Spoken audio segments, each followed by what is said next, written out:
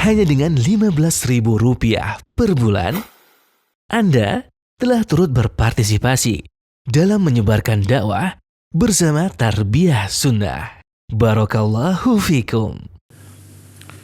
Taib, bismillahirrahmanirrahim. Assalamualaikum warahmatullahi wabarakatuh. Alhamdulillahilladzi anzala sakinata fi qulubil mu'minin liyazdadu imanan ma'a imanihim walillahi junudus samawati wal ard wa kana Allahu aliman hakima. Wa ashhadu an la ilaha illallah wahdahu la syarika lah iqraran bihi wa tauhidan wa ashhadu anna Muhammadan abduhu wa rasuluh sallallahu alaihi wa ala alihi wa ashabihi wa sallam tasliman mazida wa ba'd. Para pendengar Radio Tarbiyah Sunnah Bandung di mana saja Anda berada dan juga radio-radio lain yang ikut gabung kepada kajian kita di pagi hari ini, juga para pemirsa Persada TV, Niaga TV, dan TV-TV lain, para netizen melalui akun manapun, di mana saja Anda berada, para jamaah Majelis Ta'lim Mumtaz Indonesia, para alumni haji dan umroh untuk Mumtaz Travel dan Nasratul Ummah Travel di mana saja Anda berada. Alhamdulillah kembali kita berjumpa untuk melanjutkan kajian tentang kitab Ad-Da'u wad-Dawa. Kita masih sedang membicarakan tentang efek buruk dari dosa dan maksiat. Pada pertemuan yang lalu kita sudah membahas bahwa maksiat itu memutuskan hubungan antara hamba dengan Allah Azza wa Jalla. Kita teruskan.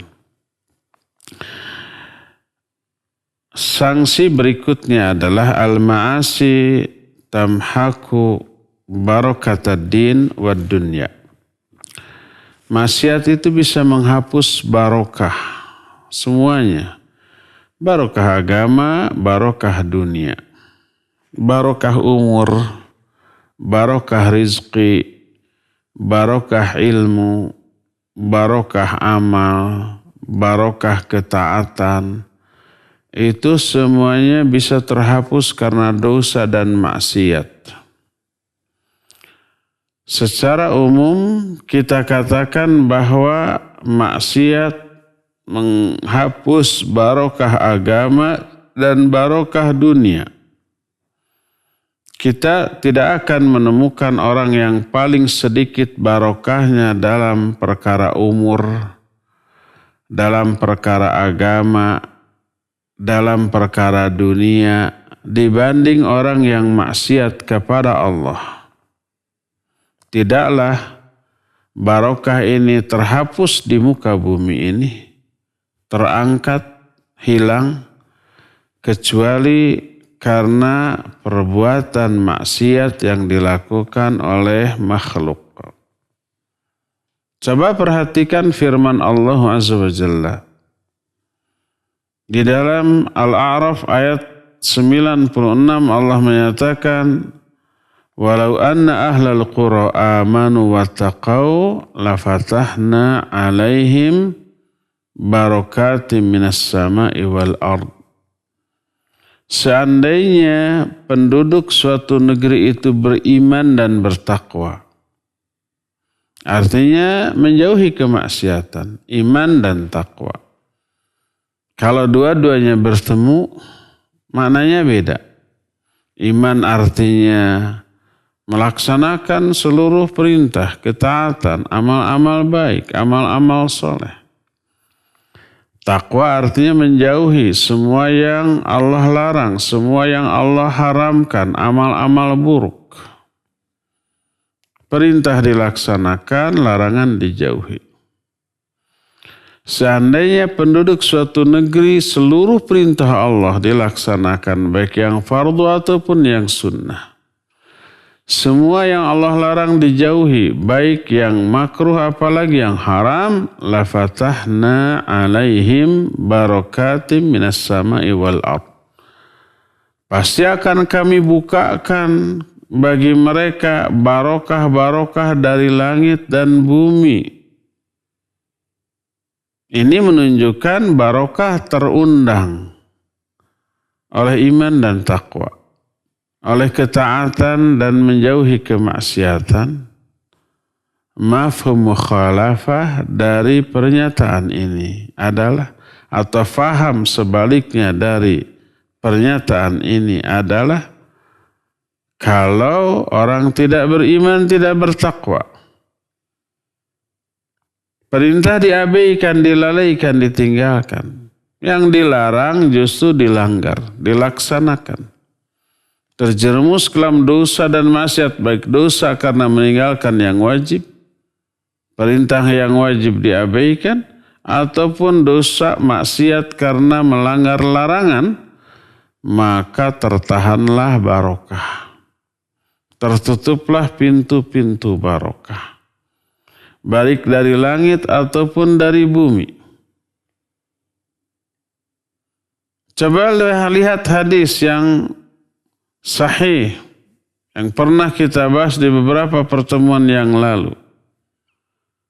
Bersabda Rasul alaihi salatu wasallam, wa innal abda la yuhramur rizqa bidzambi yusibuhu.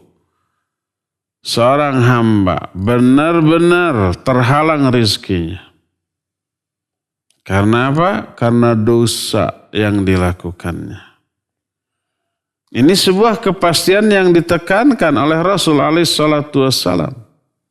Karena adanya huruf inna dan juga ada huruf lam tauqid. Innal amda, sesungguhnya, sungguh-sungguh. La yuhramu, ada huruf la yang dibaca pendek. La yuhramu, benar-benar terhalang. Apanya yang terhalang dari si hamba? Ar-rizqa, rizqinya. Kenapa? Bidzambi yusibu, karena dosa yang dilakukannya. Ini menunjukkan bahwa maksiat itu menutup pintu-pintu rizki. Dalam hadis yang lainnya yang sahih, sebagaimana kesayannya dijelaskan Syekh Al-Albani dalam kitab Takhriju Ahadits di Mushkilatil Faqr, berkata Rasul alaihi salatu wassalam, inna ruhal qudus nafatha fi rawi annahu lan tamuta nafsun hatta tastakmila rizquha fattaqullah wajmilu fi talab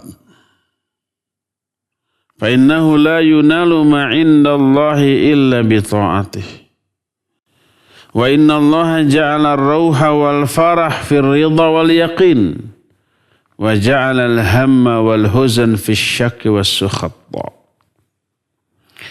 Kata Nabi alaihi salatu wasallam, sesungguhnya Ruhul Qudus, yaitu malaikat Jibril alaihi salatu wasallam, membisikkan ke dalam batinku, ke dalam hatiku, ke dalam jiwaku, bahwa sesungguhnya tidak akan mati satu jiwa sampai seluruh rizkinya diberikan kepadanya. Ada jatah rizki yang sudah Allah tetapkan. Sudah Allah catatkan di Lauhul Mahfuz. Sudah Allah catatkan ketika orang tersebut berada 4 bulan usia kandungan dalam perut ibunya, dicatat rizkinya. Orang ini tidak akan Allah matikan sebelum seluruh jatah rizkinya itu tertunaikan, tersampaikan kepada dia. Fattaqullah, maka bertakwalah kepada Allah dan baguskan usahamu dalam mencari harta. Baguskan itu maknanya cara mencarinya yang halal, yang dibolehkan oleh syariat. Baik dengan cara berjual beli, menjual jasa, buruh gitu ya, atau hadiah menghadiahi, pinjam meminjam tanpa bunga, boleh. Fajmilu fit talab. Kenapa? Fa'innahu la yunalu indallah illa bita'atih. Sebab tidak akan rizki yang ada di sisi Allah itu diraih kecuali hanya dengan mentaatinya. Wa inna allaha ja'ala rauha wal farah fi ridha wal yaqin. Dan sungguhnya Allah hanya menjadikan kebahagiaan, ketenangan dalam ridha dan yakin. Dan menjadikan keresahan dan kesedihan dalam keraguan dan kemurkaan. Berdasarkan hal itulah maka kita mengetahui barokah dari rizki hanya bisa diraih dengan ketaatan kepada Allah dengan cara yang halal ketika mencarinya. Sebuah athar yang disebutkan oleh Imam Ahmad dalam kitab Az-Zuhad, Allah berfirman dalam salah satu hadis qudsi. Kata Allah, "Anallah idza raditu baraktu wa laysa li barakati muntaha wa idza ghadibtu la'antu wa la'nati tudriku as-sami'a minal walad." Sabi'a minal walad. Kata Allah, akulah Allah. Bila aku ridha, aku akan memberi barokah, mencurahkan barokah. Dan barokahku itu tidak ada batasnya. Tidak ada akhirnya, tidak ada ujungnya. Dan apabila aku murka, aku melaknat. Dan laknatku mencapai 7 turunan. Laknat yang Allah timpakan kepada kita karena dosa dan kemaksiatan kita sampai itu ke anak kita, cucu kita, cicit buyut kita, cicit kita, terus sampai 7 turunan ke bawah. Dan ini menunjukkan bahwa maksiat itu kerugiannya yang akan ditanggung oleh pelakunya ada 2. Pertama, tertutupnya, terkuncinya, terhalangnya pintu barokah. Yang kedua, sebaliknya. Memperoleh murka, azab dan laknat dari Allah Azza wa Jalla. Kalau barokah Allah itu tidak ada akhirnya sampai turunan manapun dari anak cucu kita ke bawah nggak ada akhirnya. Kalau laknat Allah hanya sampai kepada 7 turunan. Jangan hanya 7 turunan itu luar biasa banyaknya. Kasihan anak kita, cucu kita. Terkena dampak dari dosa dan maksiat yang kita lakukan. Bukanlah yang dimaksud dengan barokahnya rizki, luasnya rizki itu dengan jumlah yang banyak dari rizki tersebut. Bukanlah keberkahan umur atau panjang umur itu karena banyaknya jumlah hari, jumlah bulan, jumlah tahun yang kita jalani. Tapi luasnya rizki, luasnya umur itu dengan barokah yang terkandung di dalamnya. Apa makna barokah? Barokah itu kasratul khair. Banyak melimpahnya kebaikan. Berasal dari kata birkah. Birkah itu bak. Yang zaman dahulu bak itu tempat penampungan air yang ngocor terus, ada pancuran gitu di kampung-kampung tuh biasanya ada. Ada mata air yang kemudian dikondisikan, dibuat kolam, kemudian dibikin pancuran, kemudian mengalir. Gak bisa ditutup. Gak ditutup. Ditampung dalam bak penampungan air untuk mandi, untuk MCK. Nah, itu kemudian penuh meluber. Karena meluber disebut birkah. Bahasa kitanya bak. Satu akar kata dengan barokah maknanya kasratul khair, melimpahnya, melubernya kebaikan dengan berbagai macam jenis kebaikan. Rizki yang barokah itu rizki yang memberikan kebaikan ke sebanyak mungkin orang, ke sebanyak mungkin pihak, dan memberi manfaat ke multidimensi fungsi. Berdampak kepada kesehatan, kepada pikiran, kepada mental, kepada lingkungan, dan seterusnya. Baru disebut rizki yang barokah. Umur barokah kalau diisi dengan berbagai macam kebaikan. Diisi dengan ibadah, dengan amal soleh, dengan melakukan kebaikan, dengan menahan diri dari dosa dan maksiat. Barokah tuh umur karena banyak kebaikan. Rizki diinfakkan, disodakohkan, dipakai nolong orang, dipakai menunjang aktivitas dakwah sehingga memperoleh pahala jariah, pakai membantu bangun masjid, bangun pondok pesantren, bangun gedung-gedung yang dibutuhkan untuk pengembangan dakwah. Barokah itu rizki. Dan rizkinya manfaat untuk banyak orang. Sedikit tapi manfaat. Umur pendek tapi dipenuhi dengan ibadah dan amal soleh. Itu barokah. Sudah kita terangkan bahwa umur seorang hamba adalah sepanjang hayatnya. Tapi menurut persepsi Islam, tak ada kehidupan, tak ada hayat bagi orang yang berpaling dari Allah, sibuk dengan urusan yang menjauhkan dirinya dari Allah Azza wa Jalla.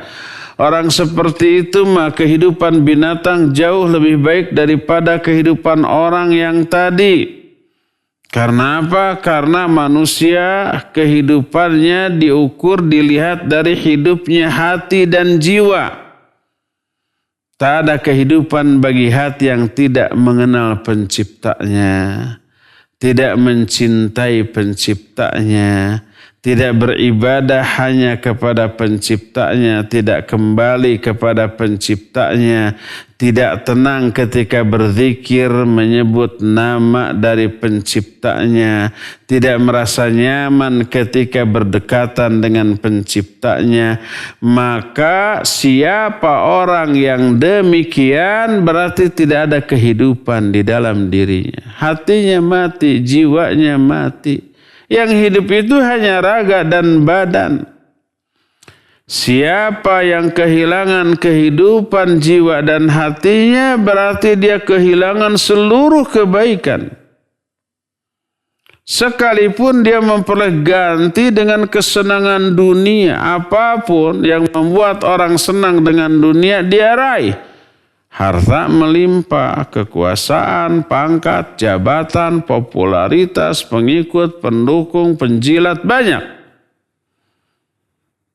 Dunia beserta isinya tidak bisa menjadi pengganti dari kehidupan jiwa yang hilang dari dirinya. Segala sesuatu yang hilang dari diri seorang hamba selalu ada gantinya. Kecuali apabila yang hilang dari dirinya itu adalah Allah Azza wa Jalla, maka tak akan ada yang pernah bisa menggantikannya.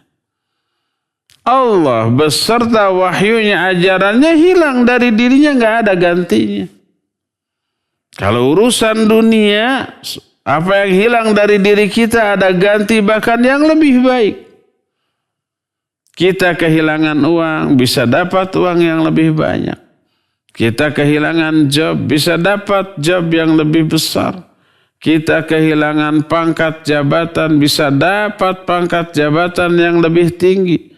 Kita kehilangan kawan, bisa dapat kawan yang lebih baik dan lebih banyak untuk menjadi pengganti kawan yang hilang tadi. Begitulah seterusnya.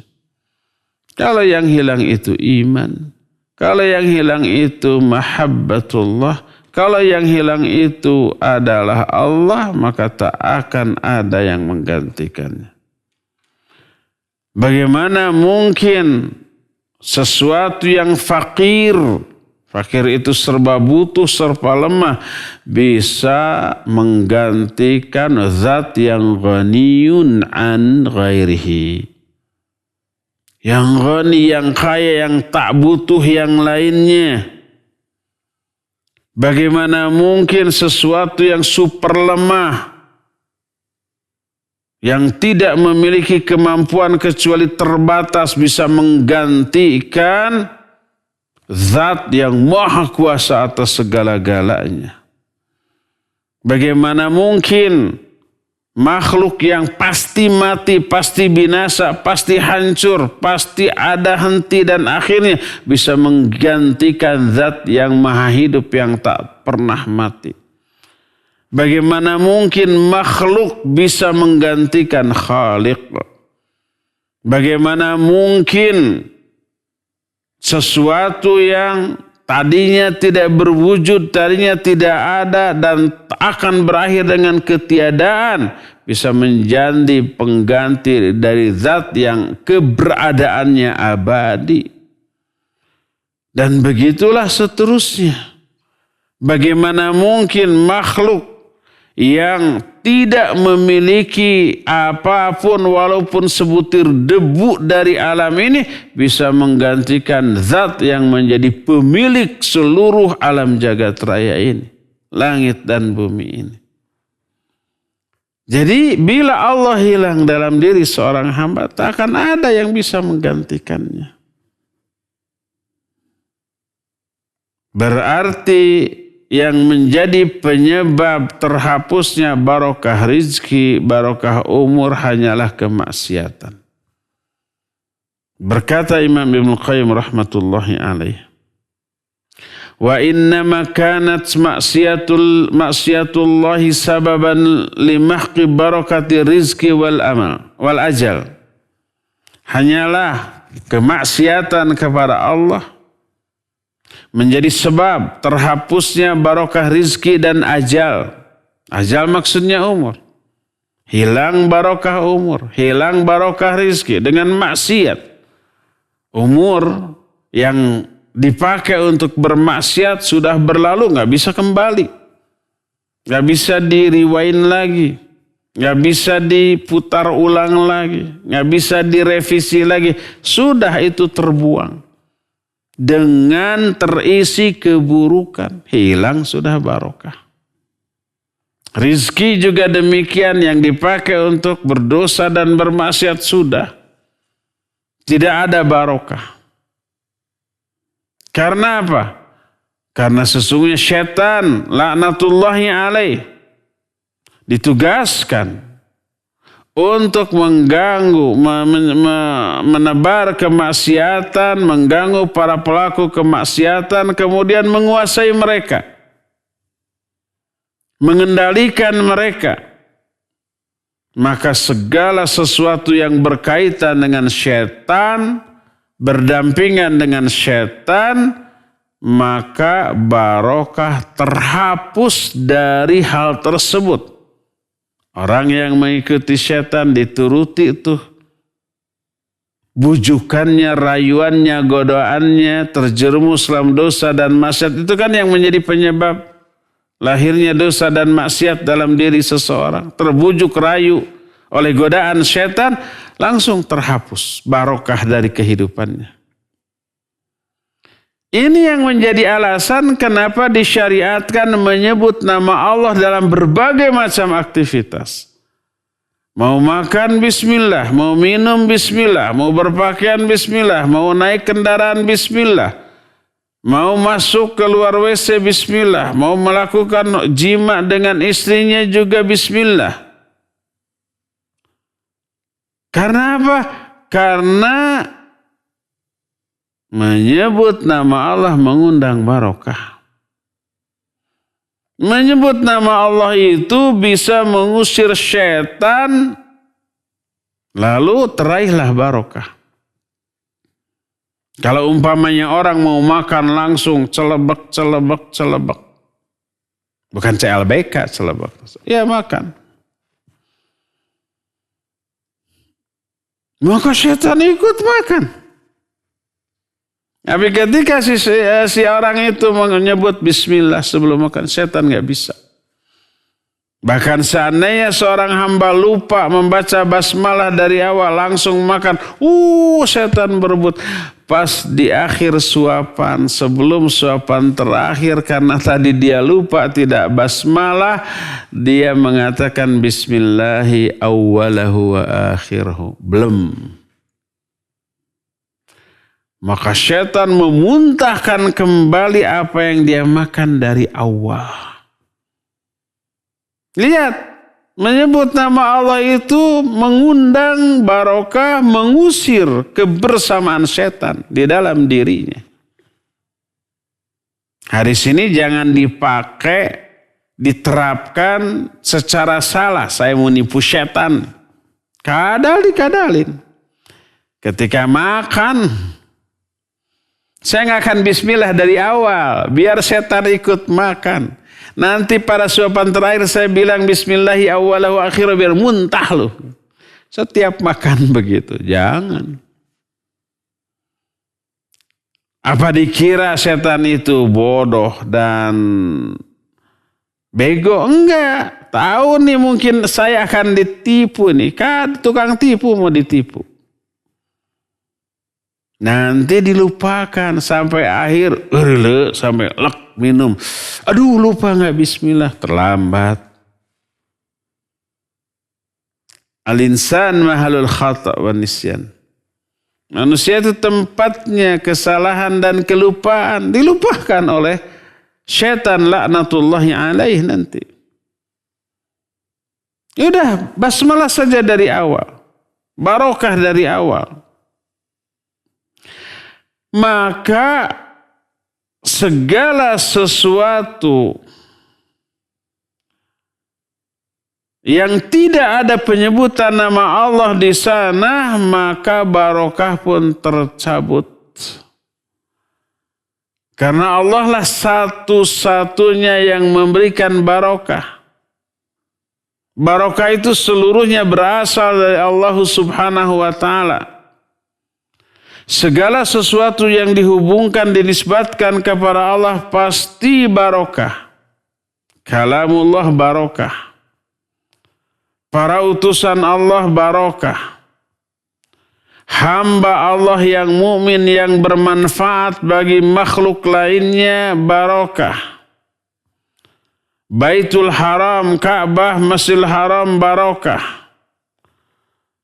Negeri-negeri tertentu di muka bumi seperti Syam adalah negeri yang barokah. Sehingga disebutkan oleh beberapa ayat dalam Al-Quran tentang beberapa negeri itu. Negeri Syam yang mencakup juga Palestina. Allah berfirman, alladzi barakna haulah. Yang telah kami berkahi sekelilingnya. Yaitu negeri negeri Syam yang sekarang sudah terpecah menjadi 4 negara. Lebanon, Libanon, Suriah, Yordania, termasuk juga Palestina.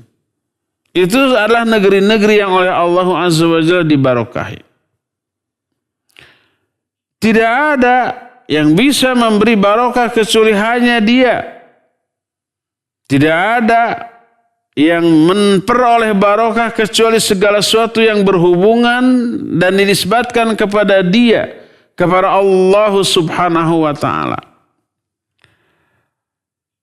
Oleh karena itulah maka berkata Syekh Al-Imam Ibnu Qayyim rahimahullah, wala mubaraka illa ma nusiba ilaih. Tidak ada yang akan memperoleh barokah kecuali apa-apa yang dinisbatkan kepada Allah Azza wa Jalla. Maksudnya dinisbatkan kepada Allah itu a'ni ila uluhiyatihi wa mahabbatihi wa ridah. Maksudnya adalah yang berkaitan dengan keuluhiyahan Allah. Uluhiyah itu hak untuk disembah. Segala bentuk penyembahan kepada Allah dengan cara yang Allah syariatkan itu barokah. Cinta Allah dan ridha Allah itu barokah. Termasuk juga semua yang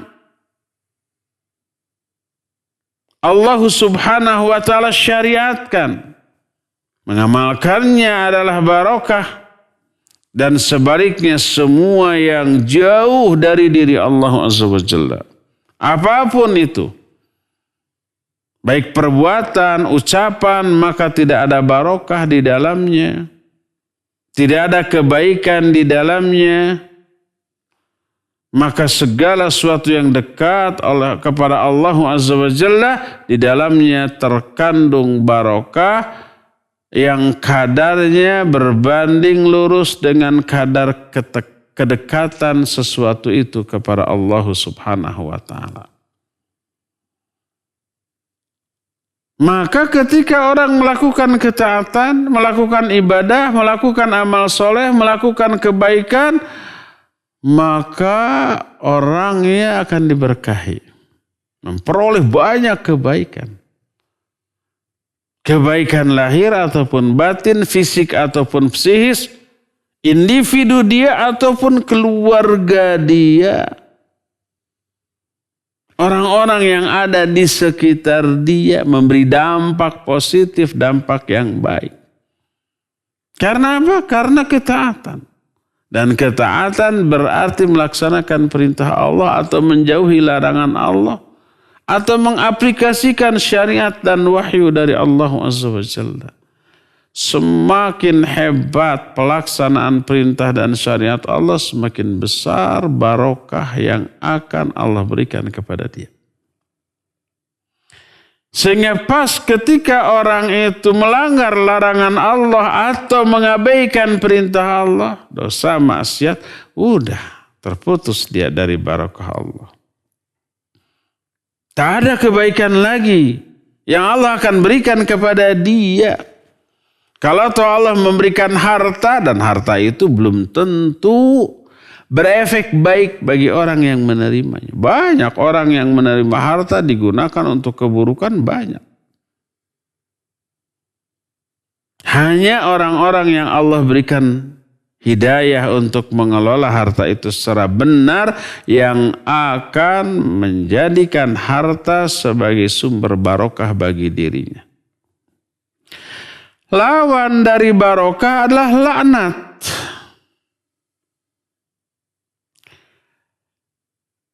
Itu lawan dari barokah. Dijauhkan dari kebaikan. Kalau barokah penuh kebaikan dengan jumlah yang banyak dan melebar.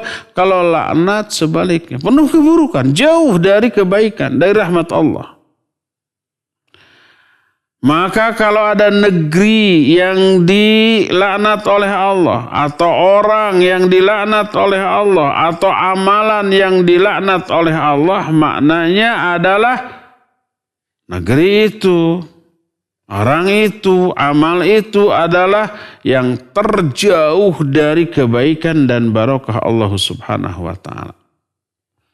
Segala sesuatu yang berkaitan dengannya, berhubungan dengannya, maka tidak ada barokah di dalamnya sama sekali. Segala sesuatu yang berkaitan dengan apa yang dilaknat oleh Allah, apapun itu, tempat maksiat, tempat-tempat yang di dalamnya dilakukan perbuatan syirik umpamanya, secara sengaja. Kuburan yang disembah, dikondisikan. Atau ada patung yang memang untuk pemujaan, untuk untuk menyembah patung tersebut. Itu terlaknat. Adapun kalau tempat itu disediakan untuk ibadah mentauhidkan Allah, lalu ada orang yang berbuat syirik di sana, ya tempat itu tidak terlaknat sebab tidak diperuntukkan untuk itu. Mungkin ada orang Ka'bah kemudian menyembah Ka'bahnya ketika sujud, bukan niat sujud kepada Allah tapi sujud ke Ka'bahnya, mungkin ada. Kita sujud bukan ke Ka'bah tapi kepada Allah. Kenapa menghadap Ka'bah? Allah yang merintahkan. Tapi niatnya sujudnya menyembahnya kepada Allah. Maka kalau ada orang mengambil sesuatu dari bagian Ka'bah, batunya umpamanya dicungkil atau kiswahnya digunting, kan ada tuh ya. Kemudian dianggap umpamanya sesuatu yang luar biasa dijadikan ajimat yang diyakini memiliki tuah, orang itu terjerumus dalam syirik. Tapi apakah Ka'bahnya dan Masjidil Haramnya menjadi tempat terlaknat karena ada orang yang berbuat syirik di sana? Tidak. Karena Ka'bah dan Masjidil Haram tidak diperuntukkan untuk itu, tapi diperuntukkan untuk mentauhidkan Allah Subhanahu wa taala. Jadi seluruh yang dilaknat oleh Allah jauh dari kebaikan, baik tempat, orang atau amalan. Maka tak heran kalau Allah Azza wa Jalla melaknat musuhnya yaitu iblis dan menjadikan iblis itu makhluk yang paling jauh darinya. Maka semua yang berkaitan berhubungan dengan iblis laknatullahi alaih, dia pun akan memperoleh bagian dari laknat Allah sesuai dengan kadar kedekatan dia, kepekatan dia, keakraban dia dengan iblis tersebut. Dari sinilah kita mengetahui seperti yang dikatakan oleh Imam Ibnu Qayyim, famin hahuna kana lil ma'athi a'zamu ta'thirin fi mahaqqi barakatil umur wa rizq wal ilmi wal amal. Dari sinilah kita mengetahui bahwa bagi kemaksiatan memiliki pengaruh yang besar di dalam terhapusnya barokah. Baik barokah umur, barokah ilmu, barokah rizki, barokah amal, terhapus. Amal yang kita lakukan berupa kemaksiatan. Umur yang kita miliki dipakai untuk melakukan kemaksiatan. Terhapus barokah dari umur itu ketika itu. Amal yang kita lakukan berupa kemaksiatannya mengundang murka Allah, nggak akan ada kebaikan. Maka disebutkan wa kullu waqtin usyallahu fihi au malin usyallahu bihi au badanin au jahin au ilmin au amalin fahuwa ala sahibihi laisa lahu. Falaisa lahu min umrihi wa malihi wa quwwatihi wa jahi wa ilmihi wa amili illa ma ata'allahu bihi. Semua waktu yang dipakai untuk bermaksiat kepada Allah, semua harta yang dipakai untuk bermaksiat kepada Allah atau badan untuk maksiat kepada Allah, kedudukan, pangkat, jabatan, kekuasaan dipakai bermaksiat kepada Allah, atau ilmu, atau amal, maka resikonya ditanggung oleh si pelaku, bukan tanggungan Allah Azza wa Jalla. Maka tidak ada umur bagi seseorang, tidak ada harta bagi seseorang, tidak ada kekuatan atau kedudukan atau ilmu atau amal kecuali sepanjang yang dipakai untuk mentaati Allah Azza wa Jalla. Maka salah satu di antara makna dari siapa orang yang ingin dipanjangkan umurnya dan diluaskan rizkinya, hendaklah dia bersilaturahmi. Maksud panjang umur dan luas rizki itu adalah barokahnya umur, barokah rizki. Umurnya mungkin tetap segitu, tapi barokah. Mananya barokah? Banyak kebaikan yang digunakan sepanjang umur tersebut. Rizki yang luas, maknanya rizkinya mungkin tetap jumlahnya segitu, tapi lebih banyak manfaatnya, kebaikannya bagi si pemilik dan bagi yang lainnya. Barulah itu disebut rizki yang sesungguhnya. Barulah itu disebut umur yang sesungguhnya bila umur itu dipakai ibadah, amal soleh dan banyak melakukan kebaikan.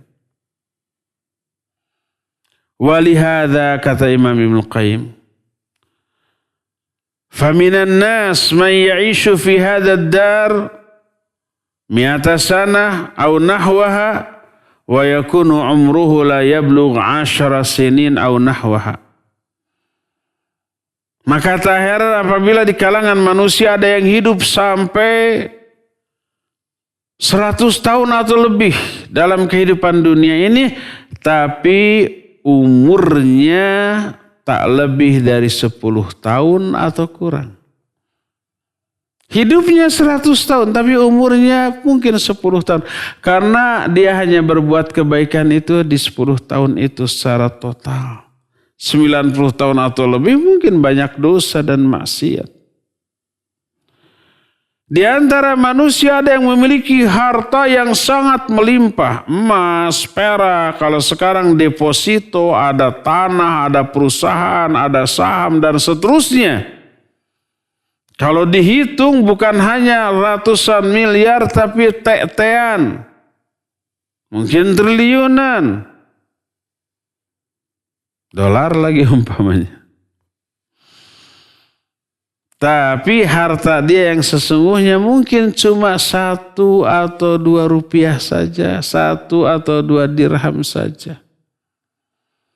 Selebihnya bukan harta. Tapi justru menjadi sumber azab dan laknat.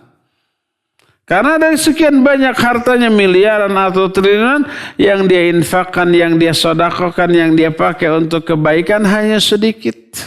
Selebihnya dipakai untuk keburukan.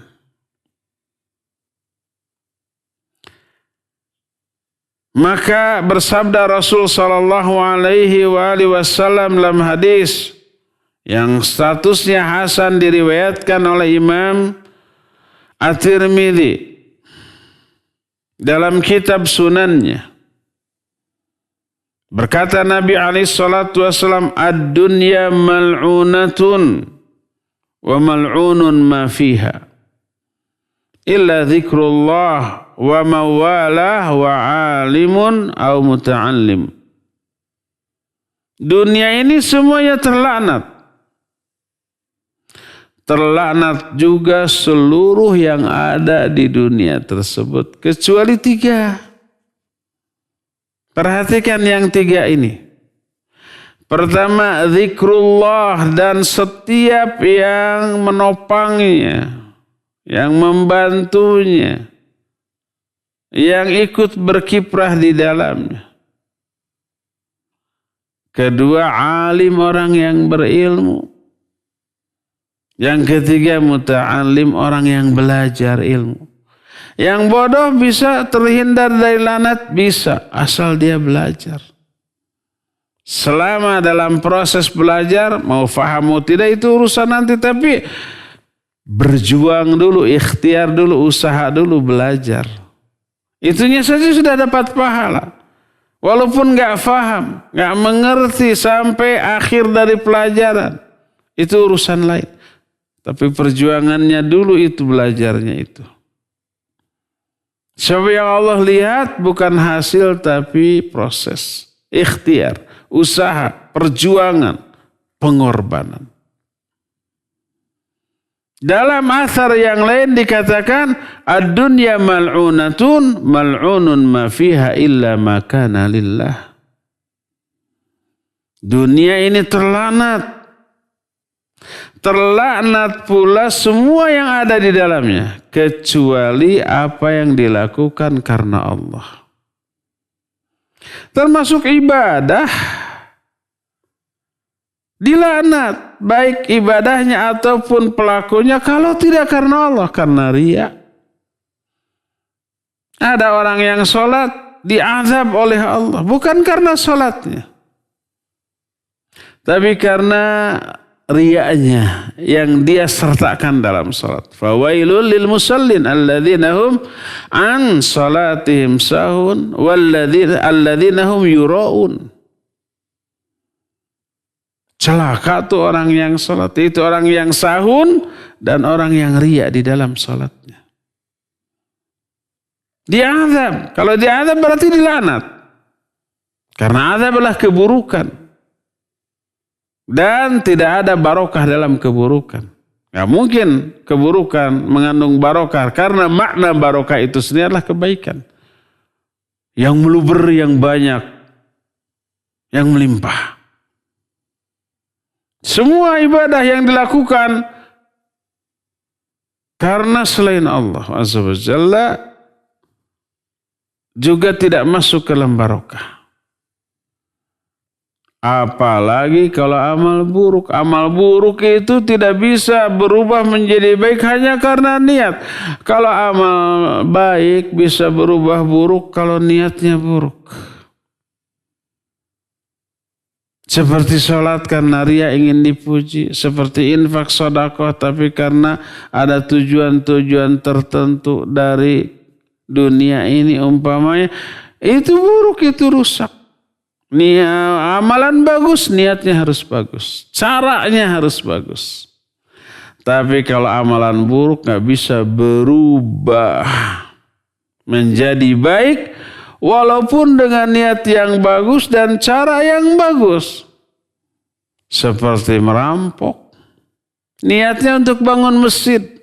Niatnya bagus mau bangun masjid. Dengan cara merampok. Caranya juga santun. Assalamualaikum. Maaf Bapak Ibu. Saya butuh uang. Untuk bangun masjid. Mohon maaf. Uangnya saya ambil ya. Mau diserahkan mau tidak ya. Saya tetap ambil. Kalau tidak diserahkan ya saya tusuk dengan pisau. Mau matimu tidak. Itu mah terserah.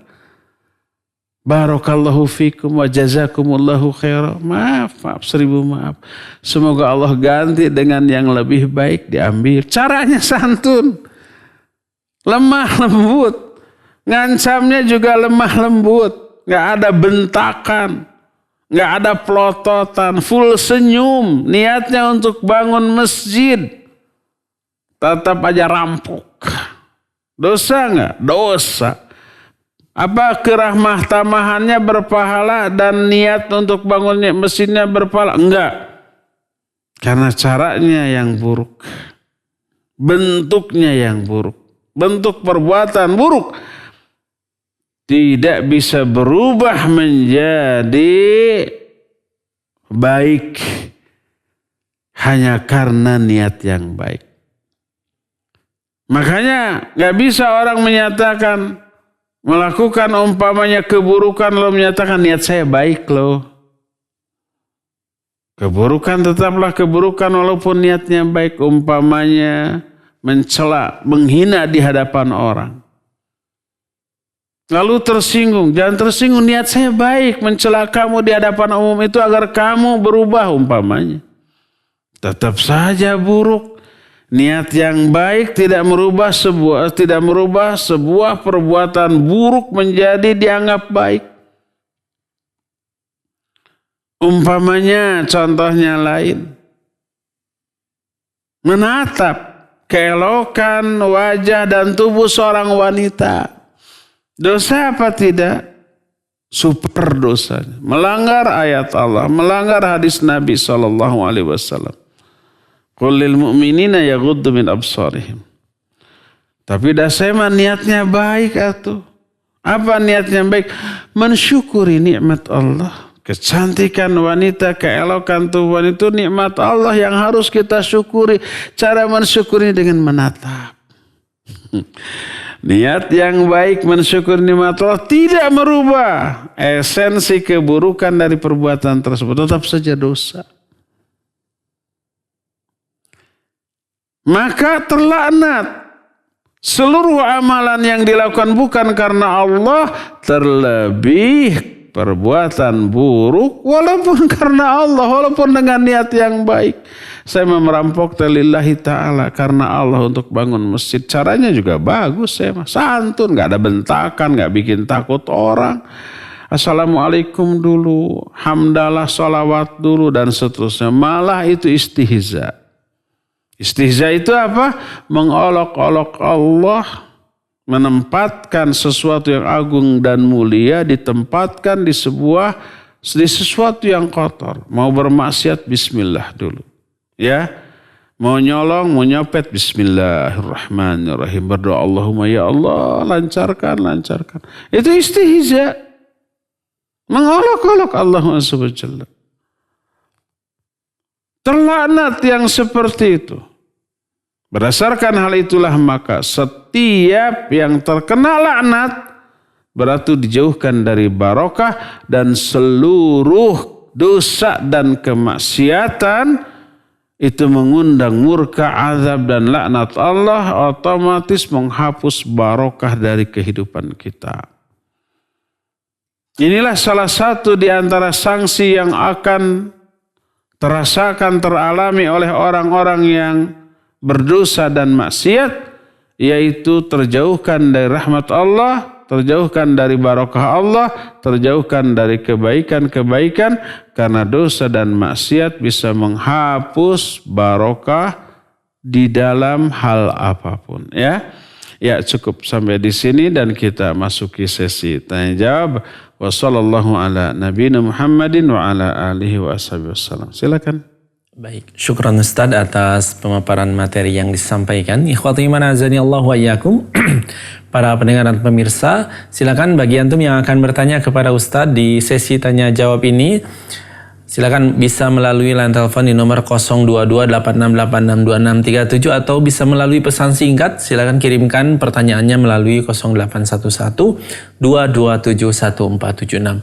Baik, sudah ada penelpon yang masuk, kita angkat terlebih dahulu ya. Silakan. Halo. Ustaz, saya mau tanya. Iya. Yaitu maksiat bisa menghapus barokah. Ya, lawan dari barokah yaitu laknat. Ya, laknat ada batasnya 7 turunan. Barokah tidak ada akhirnya. Ya, yang saya tanyakan, laknat 7 turunan itu secara pribadi, personal atau pribadi atau dari generasi ke generasi. Sekian, assalamualaikum warahmatullahi wabarakatuh. Waalaikumsalam warahmatullahi wabarakatuh. Pak Mulyono di Margahayu, barakallahu fiik. Tadi memang dijelaskan ada asar dari Allah Azza wa Jalla berfirman, dan ini dinukil oleh Al-Imam Ahmad dalam kitab Az-Zuhud, dan ini pernah juga kita bahas di beberapa pertemuan yang lalu, bahwa Allah Subhanahu wa Ta'ala berfirman, kata Allah, anallah, akulah Allah. Kalau aku ridho, aku memberikan barokah. Dan kalau aku memberikan barokah, barokahku ini tidak ada akhirnya. Dan kalau aku murka, aku melaknat, dan laknatku mencapai 7 turunan. Asar ini disebutkan oleh para ulama, wa hadzal athar ashbahu ma yakunu bil israiliyat. Asar ini adalah asal yang paling serupa dengan riwayat-riwayat Israiliyat. Dinukil oleh para ulama dalam rangka tarhib. Tarhib itu maknanya adalah menakut-nakuti. Lawan dari targhib. Dan mentarghib orang atau mentarhib orang yang tidak melahirkan sebuah amalan baru, tidak melahirkan kebid'ahan, itu dilakukan oleh para ulama. Dan inilah yang dimaksud dengan bahwa hadis dhaif bisa dipakai untuk fadhailul a'mal. Maknanya hadis dhaif yang hanya mendorong orang untuk melakukan amal-amal yang utama yang sudah disyariatkan. Seperti ada hadis dhaif, tentang keutamaan tahajud umpamanya. Lalu hadis dhaif itu memotivasi orang untuk bertahajud. Tahajudnya disyariatkan. Orang itu tidak melakukan amalan kebid'ahan dengan hadis dhaif tadi. Enggak. Tahajudnya disyariatkan oleh Al-Quran, oleh hadis yang sahih. Demikian juga ada hadis dhaif tapi menakut-nakuti orang dari perbuatan dosa. Akhirnya terrem dia dari dosa tersebut. Maka ini dibolehkan. Karena tidak melahirkan apa? Tidak melahirkan amalan baru. Termasuk athar ini Allah menyatakan anallahu la ilaha illa ana idza raditu baraktu wa laysa li barakati muntaha wa idza ghadibtu la'antu wa la'nati tablughu as-sabi'a minal walad. Aku adalah Allah, tidak ada sembahan yang hak selain aku. Apabila aku ridho, aku akan memberkati dan berkahku, barokahku tidak ada ujungnya. Dan apabila aku murka, aku melaknat dan laknatku mencapai 7 turunan. Ada 2 hal yang diambil faidah dari menyampaikan asar Israiliyat ini. Pertama, dalam rangka tarhib tadi, menanamkan rasa takut terkena laknat Allah dan murka Allah. Sampai-sampai terkena 7 turunan. Akhirnya dia mengerem diri. Yang kedua, ini yang keduanya. Muqaranah bainal barakah wal la'nah. Perbandingan antara barokah dan laknat. Antara kebaikan yang Allah berikan dengan keburukan yang Allah timpakan karena alasan yang bisa dipertanggungjawabkan. Kalau barokah Allah tidak ada batasnya terus. Sampai berpuluh-puluh turunan. Tapi kalau laknat ada batasnya. Sampai hanya 7. Jadi itu adalah salah satu di antara bentuk rahmat dari Allah Subhanahu wa ta'ala. Kalau orang berniat melakukan kebaikan dicatat 1 kebaikan. Kalau enggak jadi tidak dihapus 1 pahala. Kalau jadi dilaksanakan dapat 10 pahala. Kalau enggak jadi karena ada uzur tetap dapat 10 pahala. Ini kalau kebaikan. Betapa dermawannya Allah terhadap hamba yang melakukan kebaikan. Tapi kalau hamba tersebut berniat melakukan kejahatan enggak dicatat dulu. Sampai kejahatan itu dilakukan baru dibalas dengan 1 kejahatan. 1 dosa. 1 kebaikan dibalas 10 kali lipat. 1 dosa hanya dengan 1 keburukan. Niat baik dicatat, niat buruk tidak dicatat. Jadi kebaikan Allah mah jauh berlimpah daripada keburukan yang Allah berikan sebagai balasan. Nah, termasuk tadi perbandingan muqaranah. Kalau barokah Allah nggak ada batasnya, tapi kalau laknat Allah ada batas. Ini yang ditekankan oleh para ulama ketika menyampaikan athar tadi. Wallahu a'lam bishawab. Silakan. Syukran Ustadz atas jawaban yang disampaikan. Kita beralih ke pertanyaan melalui pesan singkat dari Sandri Prasena. Beliau bertanya, Bismillah, Assalamualaikum Ustadz, semoga Allah menjaga Ustadz dan tim dan merahmati para ulama kita dan seluruh kaum muslimin. Amin. Izin bertanya Ustadz, terkadang diri ini terjatuh kepada maksiat yang sama, terkadang diri ini memang melawan hawa nafsu tersebut Ustadz, dan terkadang kalah Ustadz. Saya sudah berusaha sekuat tenaga melawan hawa nafsu itu, tapi jatuh kembali. Lalu saya taubat lagi kepada Allah. Ustadz, pertanyaan saya, apakah Allah menghapus barokah bagi saya dengan hal seperti itu Ustadz? Syukran, jazakumullahu khairan, barakallahu fiik. Silakan. Afan wa jazakallahu khairan wa fika barakallah. Sering kita melawan hawa nafsu tapi terkadang kalah. Kalau terkadang kalah bagus. Berarti banyak menangnya. Nah, kalau terkadang menang ini yang buruk. Berarti banyak kalahnya, sering kalahnya. Mungkin kalimat yang pas, saya sering melawan hawa nafsu tapi selalu kalah atau lebih sering kalah. Kadang ada menangnya ya mungkin. Kalau kadang kan sedikit, kalau sering berarti banyak. Jadi lebih sering kalah apa lebih sering menang? Lebih sering kalah.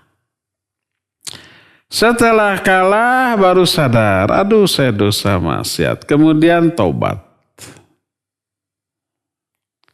Kemudian beberapa waktu setelah itu ada lagi pertempuran antara kita dengan setan. Kalah lagi. Terjerumus lagi, sadar lagi, tobat lagi. Apakah keberkahan terhapus?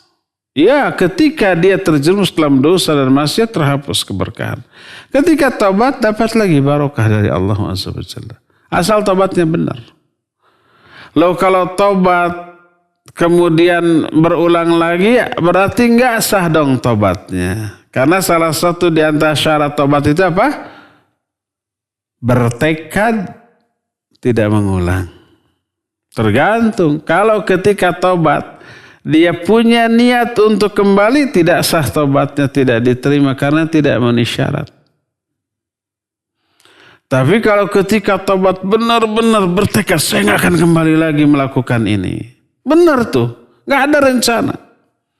Dan sudah berupaya menjauhi lingkungan yang buruk, menghindari kawan-kawan yang membawa kepada keburukan. Sekarang gaulnya sama kawan-kawan yang membawa kebaikan, sudah dilakukan ikhtiar, sudah tekad, sudah tanpa terduga dia tergoda lagi, tanpa direncanakan, tanpa diniatkan, terjerumus lagi.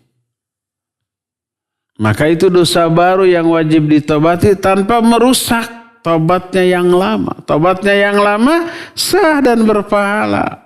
Ketika tobatnya dapat barokah dari Allah. Karena seluruh syarat tobat sudah dipenuhi. Berhenti, menyesal dan bertekad tidak kembali.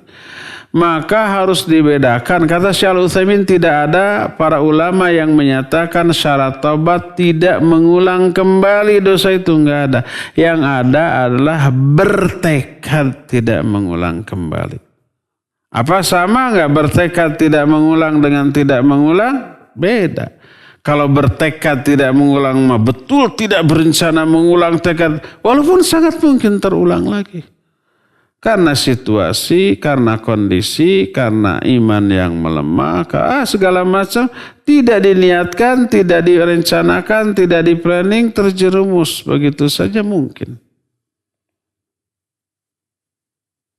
Oleh karena itulah maka ketika dia berdosa dan bermaksiat, dia jauh terhapus barokah dari dirinya dan peroleh murka dan laknat Allah. Tapi ketika dia taubat dengan sebenar-benarnya memenuhi syarat taubat, dia dapat barokah. Kalau nanti terjerumus lagi, dapat laknat lagi, berarti jauh lagi dari barokah. Begitu. Hidup kita memang antara dosa dan pahala. Antara murka dan ridho. Antara laknat dan barokah. Antara baik dan buruk. Dan orang yang seperti itu jiwanya disebut dengan jiwa lawwamah. Disebut an-nafsul lawwamah. La uqsimu biyawmil qiyamah wa la uqsimu bin nafsil lawwamah. Nafsul lawamah itu jiwa yang lawamah. Lawamah itu banyak mencela diri, sering mencela diri. Dia terjerumus ke dalam dosa, menyesal, dia cela dirinya. Aduh, kenapa kamu begini, begitu? Kenapa saya kayak begini? Aduh, hinanya saya, kotornya saya, rendahnya saya, nangis, tobat. Ibadah mendekat kepada Allah. Nanti besok lusa, seminggu 2 minggu kemudian terjerumus lagi. Menyesal lagi. Kemudian mencela lagi dirinya sendiri. Terus begitu. Karena sering mencela diri. Karena sering terjerumus ke dalam dosa dan maksiat. Disebutnya dengan sebutan an-nafsul lawwamah. Kebanyakan kaum muslimin seperti itu jiwanya. Betul apa benar? Betul dan benar. Nah demikiannya, jadi ketika kita bertobat dengan sebenarnya tobat, dapat barokah, jauh dari laknat. Dan ketika kita terjerumus ke dalam dosa dan maksiat, dapat laknat dan jauh dari barokah, terhapus dari barokah ketika itu. Ya, wallahu a'lam bishawab. Silakan lagi. Syukran Ustadz atas jawabannya, dan kami kembali mengundang kepada para pendengar atau pemirsa yang akan bertanya langsung kepada Ustadz. Silahkan bisa melalui line telepon di nomor 022 86862637. Sekali lagi, silahkan yang akan bertanya kepada Ustadz bisa menggunakan line telepon di nomor 022 86862637 ataupun bisa mengirimkan pertanyaannya melalui pesan singkat, SMS atau WhatsApp ke nomor 0811 2271476. Kami informasikan bahwa nomor 0811 2271476 khusus untuk pertanyaan pesan singkat saja. Kita beralih ke pertanyaan selanjutnya, Ustadz. Pertanyaan dari pemirsa Majelis Kajian Sunnah Semarang TV. Afwan Ustadz, izin bertanya di luar tema. Ustadz, ibu Ana baru beberapa hari yang lalu meninggal dunia. Dan ketika bulan Ramadan kemarin, selama 30 hari tidak berpuasa karena sedang sakit. Apakah ahli waris perlu menggantikan puasa Ramadannya Ustadz? Jika digantikan, manakah yang lebih baik caranya, dengan membayar fidyah atau dipuasakan ahli waris yang dibagi kepada anak-anak dan suaminya dan saudara kerabatnya untuk puasa qadha? Mohon penjelasannya Ustadz, jazakumullahu khairan. Silakan. Baik, wa jazakallahu khairan pendengar di Semarang melalui TV KSS ya, Kajian Sunnah Semarang. Barakallahu fik. Kalau seseorang tidak menunaikan saum Ramadan karena sakit, dia boleh berbuka, bahkan bisa wajib berbuka. Kalau di bawah saum bisa lebih madarat. Bisa wajib berbuka. Berdasarkan firman Allah, وَلَا تُلْقُوا بِأَيْدِيكُمْ إِلَى التَّهْلُكَةِ. Jangan kamu jerumuskan dirimu ke dalam kebinasaan. Dia tahu kalau saum bisa binasa dirinya. Bisa berisiko mati mungkin. Maka tidak boleh saum. Apa yang harus dia lakukan? Niatkan qadha nanti. Ternyata sebelum diqadha sudah meninggal. Apa yang harus dia lakukan? Yang harus dilakukan oleh ahli warisnya, apakah mengqadhakan atau membayarnya dengan fidyah? Wallahu a'lam bishawab. Pendapat yang lebih kuat, yang sepanjang yang saya tahu adalah membayarkan dengan fidyah. Tidak mengqadha dengan disaumkan oleh ahli warisnya. Dan itu pendapat yang dinukil oleh dari para sahabat. Aisyah radhiyallahu anha, Ibnu Abbas radhiyallahu anhuma menyatakan demikian. Adapun hadis riwayat Imam Bukhari yang menyatakan man mata wa alaihi siyam falyasumhu alaihi sama anhu al waliyuhu aw falyasumhu alaihi waliyuhu atau kama qala sallallahu alaihi wasallam. Siapa orang yang mati dan dia punya tanggungan saum, punya hutang saum, hendaklah dibayarkan saumnya itu oleh walinya, oleh ahli warisnya. Hadis ini sahih. Maknanya adalah saum yang dimaksud di sini adalah saum nazar. Seorang wanita datang, ya Rasulullah, ibu saya nazar.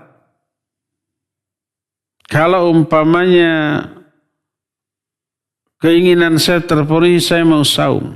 Dan terpenuhi. Tapi sebelum ditunaikan nazar saum itu, beliau sudah meninggal. Apa harus saya bayar saumnya? Kata Nabi SAW, hutang kepada Allah lebih layak dibayar daripada hutang kepada sesama manusia. Lalu Nabi SAW menyuruh wanita itu untuk membayarkan saum ibunya dengan saum lagi. Nah itu yang dimaksud man mata wa alaihi siyam falyasumhu alaihi waliyuhu. Siapa orang yang mati dalam keadaan dia punya hutang saum nazar, hendaklah disaumkan oleh walinya, oleh ahli warisnya. Adapun kalau hutang saum tersebutlah saum Ramadan, maka hendaklah dibayarkan fidyah setiap harinya. Satu hari keluarkan satu sok dari makanan pokok kita atau beras kita, sekitar ya 1,5 kiloan begitu, ya 1,5 sok. Silakan keluarkan setengah sok, silakan keluarkan setiap hari. Dari hari yang tidak saum sebanyak itu, maka insya Allah itu cukup. Tidak harus diqadhakan oleh ahli warisnya. Wallahu a'lam. Baik, syukran Ustadz atas jawabannya. Kita beralih ke pertanyaan selanjutnya dari Ibu Ati Rose. Assalamualaikum Ustadz, kalau membaca bismillah ketika akan memulai makan di dalam hati boleh tidak Ustadz? Tidak dilafalkan. Silahkan. Tidak boleh hanya di dalam hati, tapi harus dilafalkan. Karena apa? Karena zikir, doa, baca Al-Quran itu termasuk amalan pokok bagi lisan. Bukan sekedar amalan hati. Tapi hati harus mengikuti, harus menghayati apa yang dilisankan oleh mulut kita. Harus ada gerakan lisan. Jadi harus mengucapkan secara lafziyah bismillah sebelum makan. Jangan hanya mingkem, balem, kemudian dalam hati, gitu. Bismillahnya dalam hati maka tidak boleh. Dan itulah yang dikatakan di antara Syekh Masyhur Hasan Salam dalam kitab Al-Qaul Mubin fi Akhtal Muslimin. Salah satu di antara kesalahan orang di dalam sholat adalah tidak ada gerakan lisan ketika membaca bacaan sholat. Sebuah ayat dalam Al-Quran dalam surah Al-Qiyamah. Allah berfirman, La tuharrik bihi lisanaka lita'jala bihi inna alayna jam'ahu wa qur'ana. Wa idha qara'na fattabi' qur'ana. Ketika malaikat Jibril membacakan ayat, menyampaikan wahyu kepada Nabi SAW, beliau terburu-buru ketika mengikuti wahyu tersebut. Belum tamat Jibril membacakan, beliau sudah menggerakkan lisannya mengikuti bacaan itu. Ditegur oleh Allah. Kata Allah, la tuharrik bihi lisanaka lita'jala bihi. Jangan kamu gerakan dulu lisanmu karena terburu-buru untuk menghafalkannya. Tanggungan kami mengumpulkan itu di dalam hatimu. Dijamin bakal hafal, Allah mudahkan. Faidha qara'nahu, setelah kami selesai membacakan sampai selesai, baru kamu gerakan lisanmu untuk ikuti bacaannya. Teguran Allah itu karena terburu-burunya. Tapi ini mengisyaratkan bahwa harus ada gerakan lisan. Ketika membacakan ayat, membaca ayat, termasuk juga ketika membaca zikir, doa, apalagi baca Al-Quranul Karim, maka gerakan lisan kita, lidah kita, bibir kita. Karena itu adalah amalan pokok bagi lisan kita, yang tidak bisa diwakili oleh yang lain-lain. Maka ucapkan bismillah secara jahriyah dengan ada gerakan lisan kita, jangan hanya sekedar di dalam hati. Ya, wallahu a'lam. Silakan lagi. Baik, syukran Ustaz atas jawabannya. Dan ikhwati iman azani Allah wa iyyakum, kami kembali mengundang kepada antum semua yang akan bertanya kepada Ustaz. Silakan bisa melalui line telepon di nomor 02286862637. Silakan sekali lagi di nomor 02286862637, atau bisa melalui pesan singkat ke nomor 081122714776. Kirimkan pertanyaan melalui SMS atau WhatsApp. Masih seputar bismillah Ustaz dari Abu Hanan di Baros. Baik, kita angkat terlebih dahulu penelpon yang masuk. Ya, silakan. Assalamualaikum. Waalaikumsalam warahmatullahi wabarakatuh. Dengan Ibu siapa di mana? Ibu di Bandung. Ya, silakan Ibu di Bandung, silakan. Ustaz, izin bertanya. saya banyak dosa, Ustaz. Dosa-dosa masa lalu gitu. Ya mungkin segala macam lah dosa-dosanya itu. Nah, yang ditanyakan, Ustaz, saya ini seolah-olah dikejar-kejar dosa, Ustaz. Ini bagaimana? Iya. Sama Allah karena banyak dosa.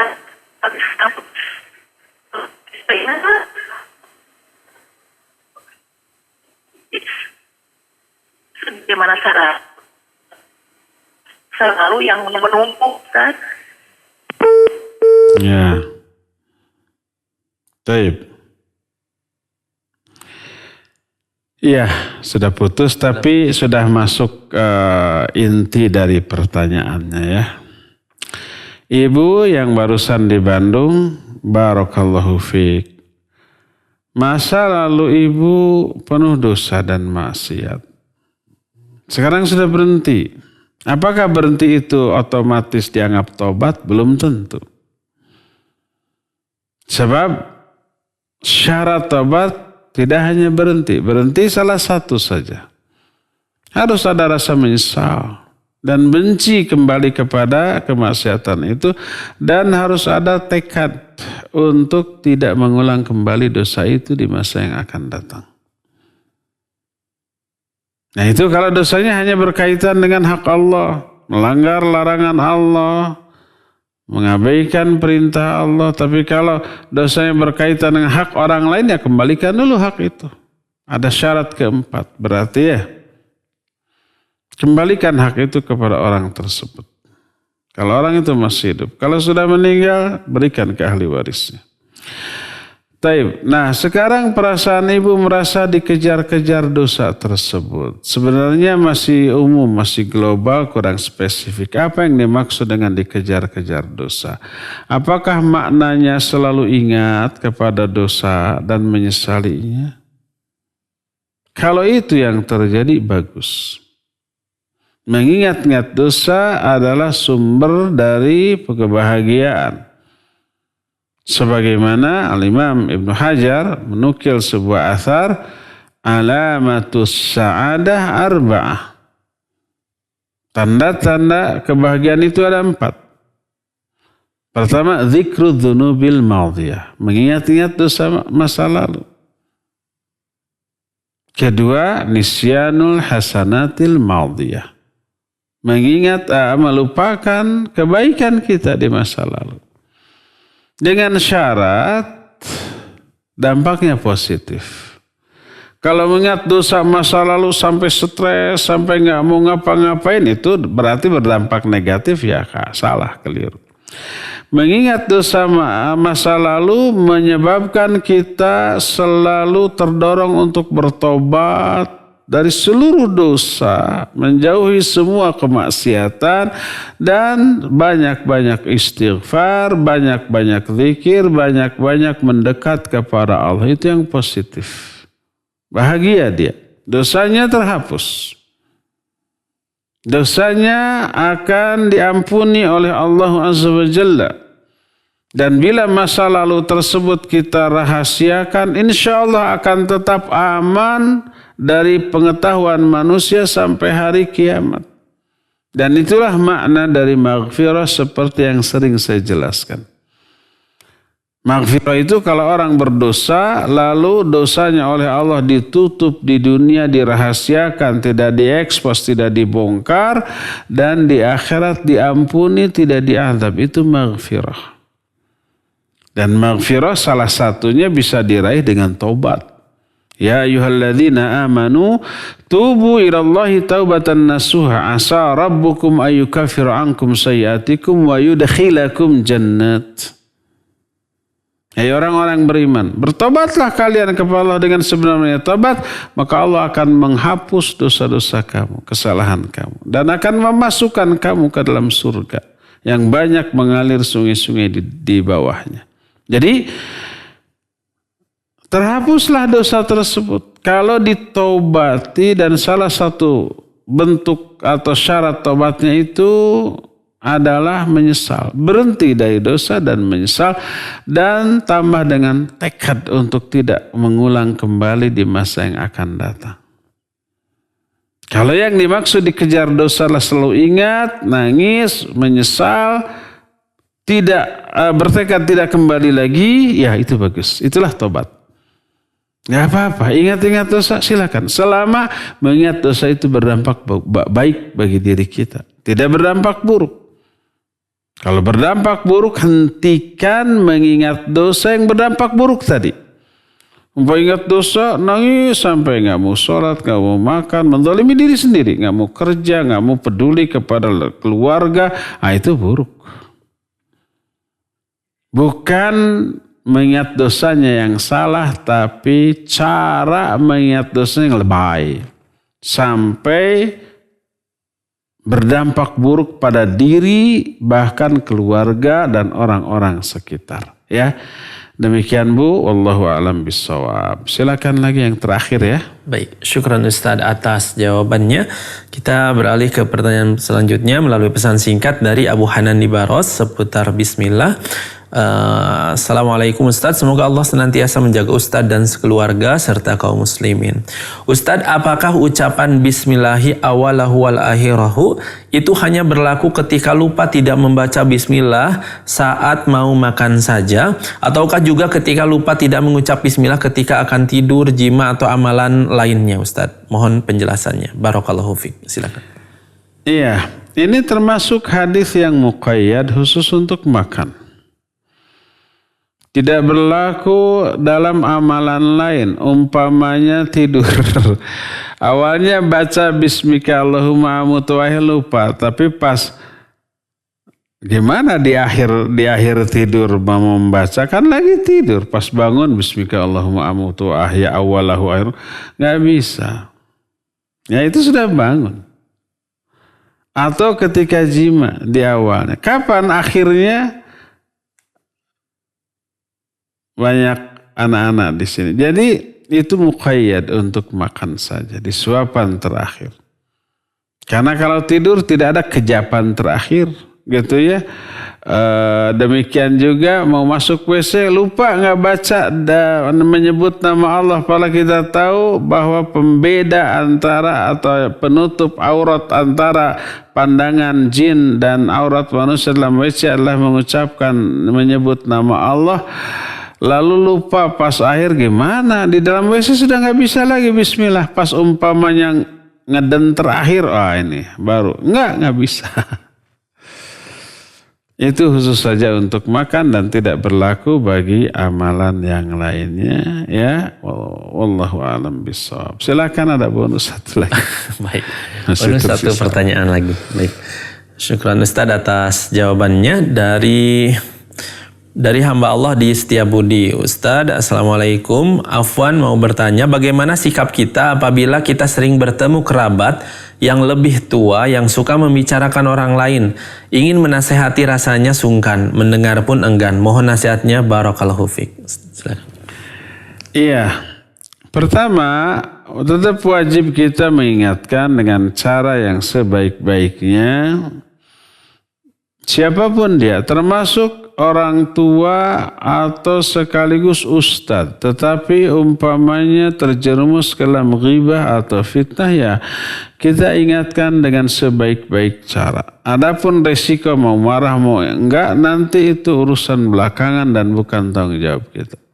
Tapi kalau sudah tahu, pernah diingatkan, marah luar biasa, ya sampai menimbulkan madarat yang lebih besar. Asalnya menggibahi orang lain lalu mencela kita, mencela orang tua kita dan seterusnya, maka nggak perlu.